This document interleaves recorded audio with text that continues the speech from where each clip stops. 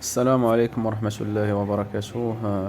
خوت غنشارك معكم واحد المقطع من هذا الفيديو اللي ان شاء الله كنا مشينا لبن سليمان مع واحد الكليان منا من كازا باش قادينا ليه واحد الفيلا صغيرة اللي جات في الجردة. ان شاء الله راه كانت صوبت لنا لارشيتيكال بلان ديالها، وهاد القبصة راه عطاتنا لارشيتيكال بلان ديالو، خدمتو بحال كان هي بالبلان. المهم اخوت، هذا راه واحد الحمام اللي تبارك الله راه كبير، راه سيبارينا البلاصه ديال الدوش، راه هي هذيك ما كتشوفو في الارض.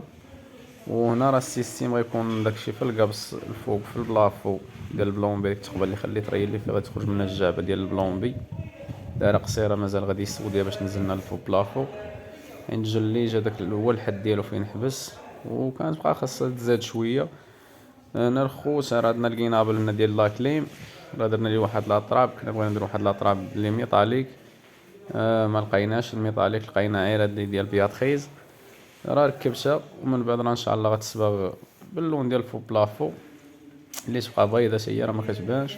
بالنسبه للخوت التقبه اللي قلت لكم على حساب سميتو، وهذا هو الحمام ديالنا اللي دورنا ليه جوان كرو بالليل. المهم الخوت، هذا هو واحد الشامبر في بيت الناس، انا واحد السكنه صغيره اللي داروها في الجرده.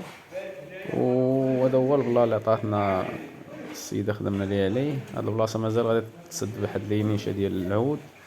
وهذا بيت الناس، هذا واحد السيجور هنا. ولا كليم راه حنا كاينه سونطراليزي، غير هادو اللي دارهم مسوفلاو هنا، درت لهم بلايصات ديالهم تما في الحيط، تقابلنا اليوم وخرجت لهم فيكسيبلات ديالهم ودرنا دوك السفليات من تما. هذا واحد الكراج الخوت مازال غيتحل ليه الباب ديالو هنا.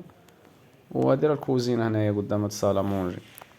نبارطاجيو معكم فكره، راه مكاينش ما احسن من السامبل كما كتشوفوا هنا، راه غيكونوا بحال شكل البروجيكتورات، واحد لي سبوت بحال شكل البروجيكتورات. بارطاجيو معكم الفكره ان شاء الله غير باش يوصلكم ديما الجديد. وما تنساوش خلونا شي لايك ديالكم، واللي ما مشتركش في القناه يشترك ان شاء الله باش ديما يبقى يوصلوا الجديد. وحنا اي حاجه خدمناها كنبارطاجيوها معكم باش تستافدوا منها ان شاء الله.